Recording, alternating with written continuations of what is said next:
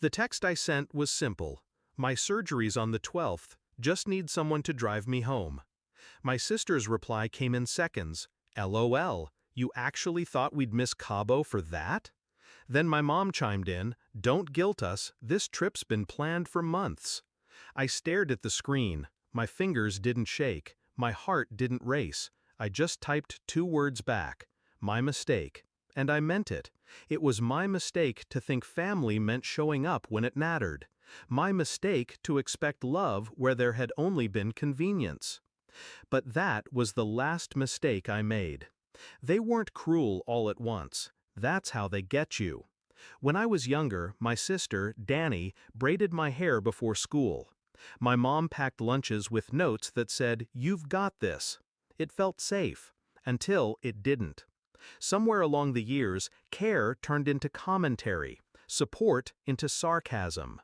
Danny started keeping score. Whose birthday gifts cost more? Who got more attention from Dad? Mom stopped defending me. But I didn't walk away. I made excuses. They're just stressed. It's just how they are. I clung to the idea that when I truly needed them, they'd show up. The surgery wasn't life-threatening, but it wasn't minor either. Outpatient, anesthesia, no driving. Someone had to take me home. When I asked, I wasn't asking for much, or so I thought. The group chat made it clear. They had margaritas and infinity pools to get to. I could have called a friend. I could have taken a ride share. But the humiliation sat heavy, sour. Not just because they wouldn't help, but because they laughed. That night, lying in bed, I stopped replaying the messages and started replaying the last decade. The digs, the dismissals, the time Danny forgot to pick me up from the airport and posted from a spa instead. The time Mom told me not to make a scene when Danny insulted me in front of her friends. And something inside me shifted.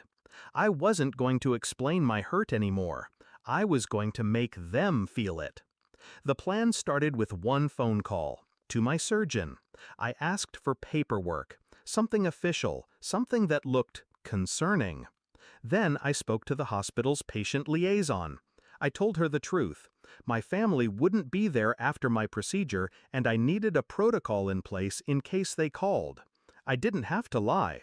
I just didn't tell the whole story. I told her that due to my medical history, complications weren't impossible. That if anyone called asking about me, she should redirect them to the doctor, who, by policy, would only confirm surgery had taken place and that the patient's condition is being monitored. On the morning of my surgery, I posted one photo to the family group chat, my hospital wristband. No caption, no one replied. When I woke up in recovery, I checked my phone. Danny had texted once, "Hope it went well, we're boarding." I smiled. Perfect. The next move was already in motion. I know Danny. I know she needs attention the way lungs need air. She posts everything. Vacations, brunches, new shoes. But she also can't stand not knowing what other people are saying about her. So, while she was in Cabo, I made sure people were talking. I sent a carefully worded message to our cousin Marcy, the one who can't keep a secret to save her life. Surgery went fine, but I think they found something else. I'm not sure yet. Please don't tell Danny. I don't want to ruin her trip. By the time the sun set over Cabo, 3 other relatives had accidentally messaged Danny things like, "Hang in there," and "praying for you and your sister."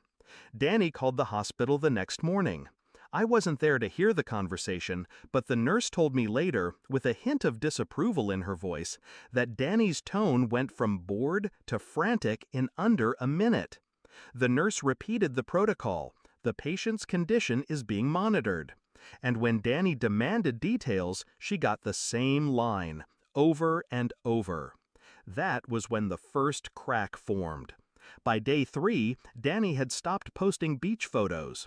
By day 4, Mom called me, voice trembling, saying they were looking into flights home. I told her not to. Told her I was too tired for visitors.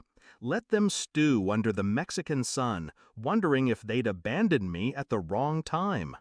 They didn't know it yet, but the damage was done. I'd exposed the truth they'd buried for years, that when it mattered, they chose themselves. And now, everyone else knew it too. When they finally got back, they showed up at my apartment together. They were pale, not from lack of sun, but from the story they'd built in their own minds. I opened the door slowly, leaning on the frame just enough to let them think I was weaker than I was. Danny's eyes darted to my bandaged arm. Mom asked, "Why didn't you tell us?" I let a beat of silence pass. I did. Danny started to speak, but I raised my hand. You made your choice. Cabo was more important. I accepted that. So don't expect me to play the part of the